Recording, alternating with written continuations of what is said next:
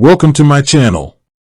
Today, we will be talking about how to request a copy of your TransUnion credit report by mail. Requesting your TransUnion credit report by mail is a straightforward process. The most common and recommended way is to use the official annual credit report request form.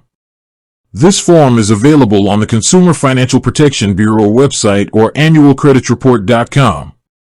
First, you need to download and print the annual credit report request form. Once you have the form, fill it out completely and accurately.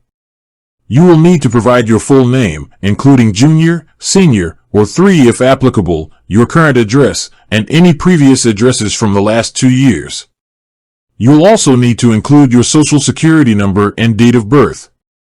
After you have filled out the form, you can choose to request your report from 1, 2, or all 3 of the major credit reporting agencies, Equifax, Experian, and TransUnion.